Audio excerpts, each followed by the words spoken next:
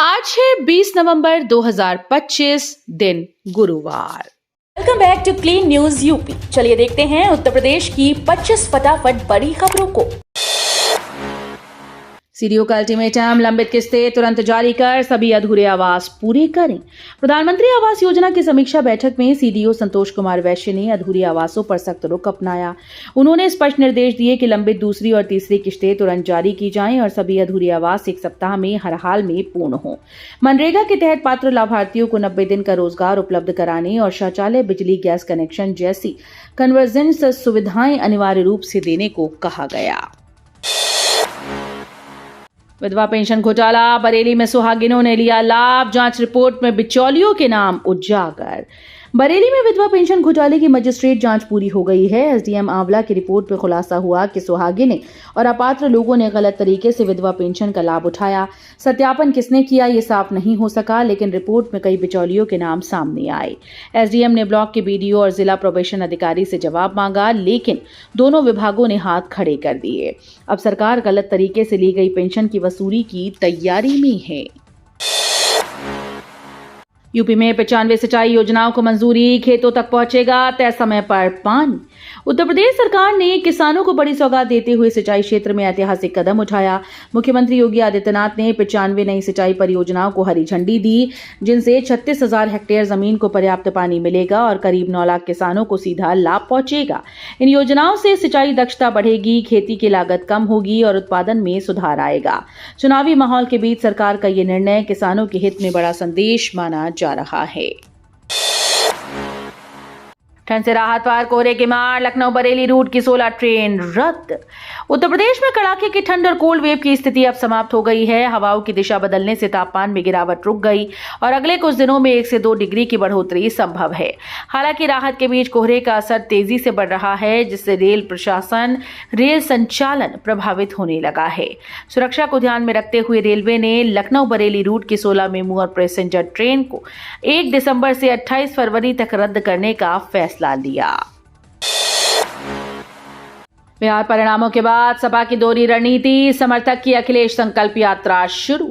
बिहार चुनाव के अप्रत्याशित नतीजों के बाद सपा 2027 के यूपी चुनाव के लिए दोहरी रणनीति पर काम शुरू कर चुकी है।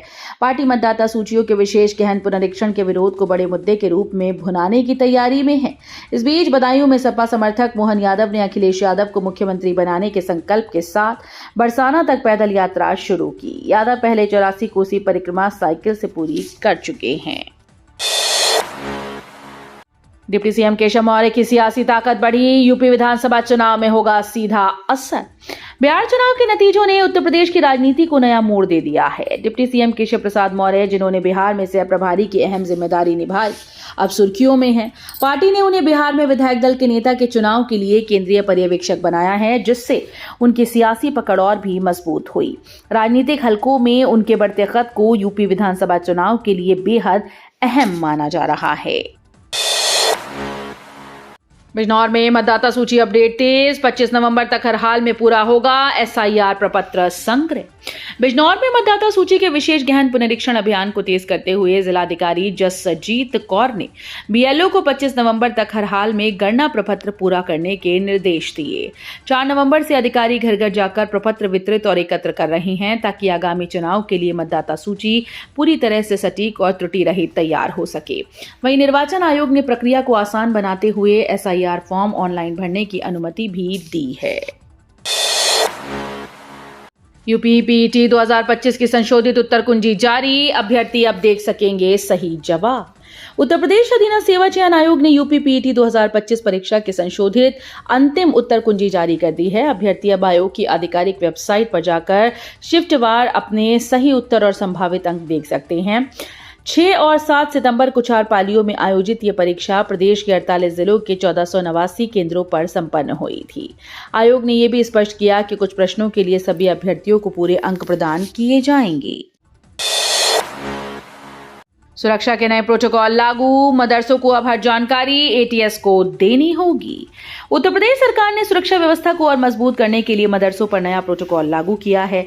अब प्रदेश के सभी मदरसों को अपने संस्थानों में पढ़ने वाले छात्रों और पढ़ाने वाले मौलानाओं का पूरा विवरण एटीएस को उपलब्ध कराना होगा। ये कदम हाल ही में दिल्ली में हुए ब्लास्ट के बाद सुरक्षा एजेंसीज की सतर्कता बढ़ने के बीच उठाया गया है।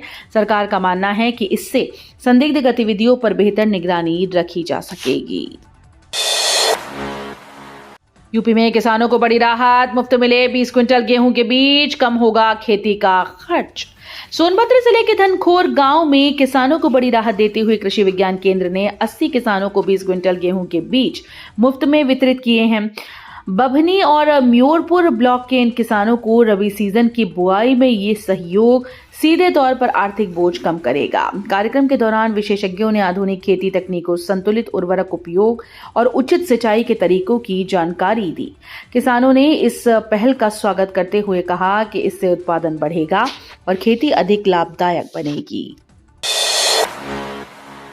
लखनऊ में कल से शुरू होगा खादी महोत्सव, 160 खादी इकाइयां दिखाएंगी हुनर।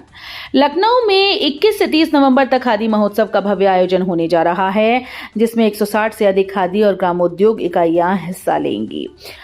कार्यक्रम में ग्रामोद्योग के राज्य स्तरीय पुरस्कार प्रदान किए जाएंगे। साथ ही चुने गए लाभार्थियों को डोना making machine, popcorn machine, honey box जैसी निःशुल्क टूल किट वितरित की जाएगी।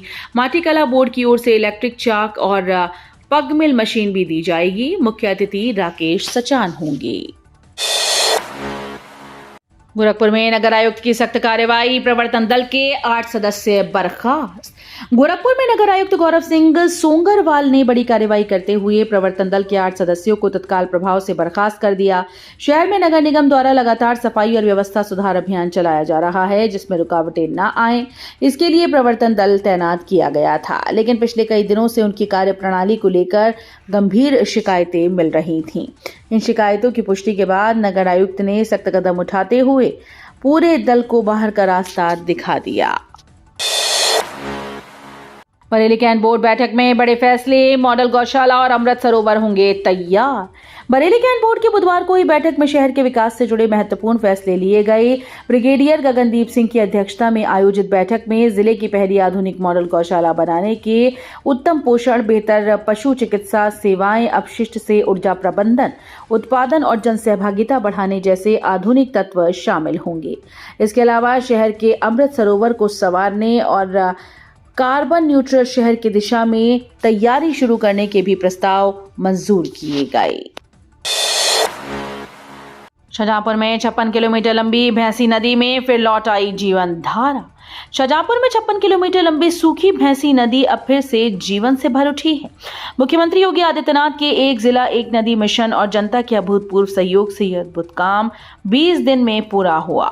ये वही धरती है जहां ठाकुर रोशन सिंह, पंडित राम प्रसाद बिस्मिल और अशफाक उल्लाह खान ने अपने प्राणों की आहुतियां दी। लंबे समय से सूखी पड़ी नदी अब बहने लगी है और क्षेत्रवासियों को पानी, हरियाली और नई उम्मीद का तोहफा मिलने लगा है। केजीबीवी में भर्ती प्रक्रिया आज की, शिक्षण कार्य प्रभावित। केजीबीवी में गोरखपुर, रायबरेली, प्रयागराज, कई अन्य जिलों में भर्ती प्रक्रिया अटकी हुई है, जिससे शिक्षण कार्य प्रभावित हो रहा है। 1 साल पहले विज्ञापन जारी होने के बावजूद चयन प्रक्रिया आगे नहीं बढ़ पाई है। इसके बावजूद बेसिक शिक्षा मंत्री संदीप सिंह ने हाल ही में इस पर समीक्षा बैठक में कड़े सवाल उठाए हैं। प्रदेश में कुल 746 केजीबीवी संचालित हैं, जहां शिक्षण और गैर शिक्षण पदों पर लगभग 11 महीने 29 दिन के संविदा आधार पर नियुक्ति की जाती है। ब्रजेश पाठक ने समृद्धि 2025 में यूपी के हर सेक्टर में सुधार का बताया सफर। उत्तर प्रदेश के उप मुख्यमंत्री ब्रजेश पाठक ने बिजनेस स्टैंडर्ड के समृद्धि 2025 कार्यक्रम में प्रदेश में हुए विकास के प्रयासों पर विस्तार से चर्चा की।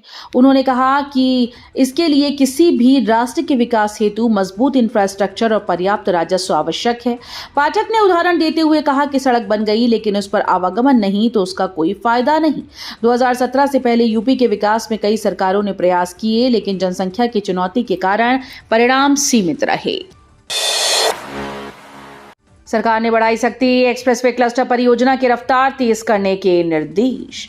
उत्तर प्रदेश में एक्सप्रेसवे के किनारे प्रस्तावित integrated manufacturing and logistic cluster परियोजना में भूमि अधिग्रहण की रफ्तार कई जिलों में धीमी है। प्रयागराज में केवल 27% लक्ष्य पूरा हुआ, जबकि हापुड़, अमरोहा, रायबरेली भी पीछे हैं।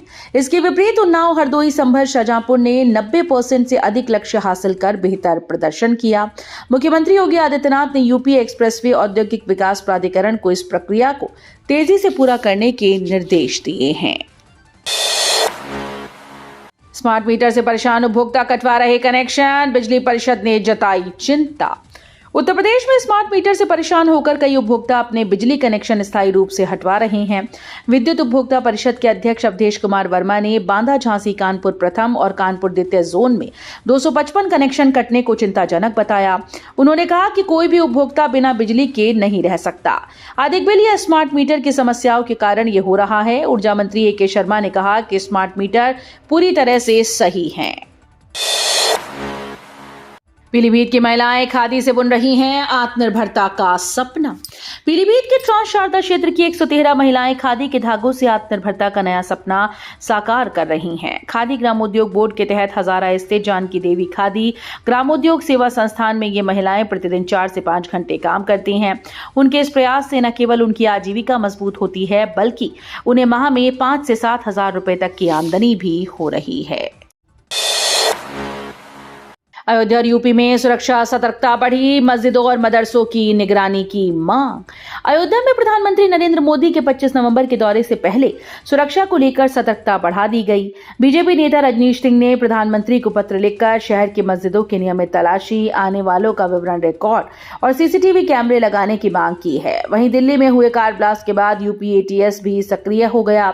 8 जिलों के मदरसों का विस्तृत ब्यौरा मांगा गया, जिसमें बच्चों, मौलवियों और प्रबंधकों की जानकारी शामिल है। बरेली प्रधान डाकघर में अब 24 घंटे स्पीड पोस्ट और पार्सल बुकिंग की सुविधा। बरेली में प्रधान डाकघर में अब स्पीड पोस्ट और पार्सल बुक करने के लिए 24 घंटे की सुविधा उपलब्ध है। अब आपको सुबह 9 से शाम 5 बजे तक डाकघर दौड़ने की जरूरत नहीं है। डाक विभाग ने इस सुविधा के लिए विशेष काउंटर शुरू किया। सप्ताह के 7 दिन, दिन रात, किसी भी समय आम लोग अपनी सुविधा के अनुसार डाक सेवा का लाभ उठा सकते हैं। अयोध्या में राम मंदिर ध्वजारोहण, यूपी में युवाओं के लिए राष्ट्रीय जम्बूरी की तैयारियां। अयोध्या में बालक राम के मंदिर पर ध्वजारोहण का मुहूर्त काशी के विद्वान पंडित गणेश्वर शास्त्री द्राविड़ ने तय किया। 25 नवंबर को विवाह पंचमी पर 30 मिनट का सर्वश्रेष्ठ मुहूर्त रहेगा। ध्वजारोहण के 5 दिन पहले अनुष्ठान शुरू होंगे, जिसमें गणपति पूजन और चतुर्वेद पारायण शामिल हैं। वहीं 23 से 29 नवंबर तक राजधानी के डिफेंस एक्सपो ग्राउंड में 19वीं राष्ट्रीय जम्बूरी का आयोजन होगा, जिसमें करीब 35,000 युवा नेतृत्व, आत्मनिर्भरता और अनुशासन का पाठ सीखेंगे। टमाटर 80, मटर 160, मौसम ने बढ़ाई सब्जियों की कीमतें। सालक का सीजन और लगातार बारिश ने सब्जियों के दामों में उछाल ला दिया है। फुटकर मंडियों में मौसमी और ऑफ सीजन सब्जियों के दाम पिछले 8-10 दिनों में 1.5 गुना तक बढ़ चुके हैं। टमाटर 80 रुपए, मटर 160 रुपए, लौकी 60 रुपए, कूटू 50 रुपए और गाजर व बैंगन 60 रुपए प्रति किलो तक बिक रहे हैं। गोभी 25 रुपए प्रति पीस पहुंच गई है। कारोबारियों का कहना है कि सहालक की वजह से उपभोग बढ़ा है, जबकि विशेषज्ञ बारिश के कारण बुआई न होने को मुख्य कारण बता रहे हैं। यूपी में 9 बड़ी कंपनीज करेंगी 10,000 करोड़ का निवेश। अयोध्या में 676 करोड़ की इकाई। उत्तर प्रदेश में 9 बड़ी कंपनीज करीब 10,000 करोड़ रुपए का निवेश करेंगी। उत्तर प्रदेश औद्योगिक निवेश और रोजगार प्रोत्साहन नीति 2022 के तहत उच्च स्तरीय प्राधिकृत समिति की बैठक में 4 कंपनीज को लेटर ऑफ कंफर्ट और 1 को वित्तीय प्रोत्साहन देने का एजेंडा रखा गया। कैबिनेट की मंजूरी के बाद योजना लागू होगी। इन निवेशों से करीब 8,000 लोगों को रोजगार मिलेगा। एलडीए की रिकॉर्ड कमाई, ऑक्शन में प्लॉट्स 3 गुना कीमत पर बिकी। लखनऊ विकास प्राधिकरण ने हाल ही में कराई गई ई ऑक्शन में 425 करोड़ रुपए की अधिक की संपत्ति बेचकर रिकॉर्ड कमाई की है। पारदर्शी प्रक्रिया के चलते निवेशकों में जबरदस्त उत्साह रहा और कई प्लॉट तय मूल्य से 3 गुना अधिक कीमत में बिके। 28 लाख रुपए का प्लॉट 1.5 करोड़ में पहुंच गया। लैंड ऑडिट और ड्रोन सर्वे के जरिए अवैध कब्जे वाली संपत्तियों को खाली कराकर नीलामी में शामिल किया गया था। तो ये थी आज की 25 फटाफट बड़ी खबरें। अगर आपको न्यूज पसंद आई हो तो वीडियो को लाइक और शेयर जरूर करें। धन्यवाद।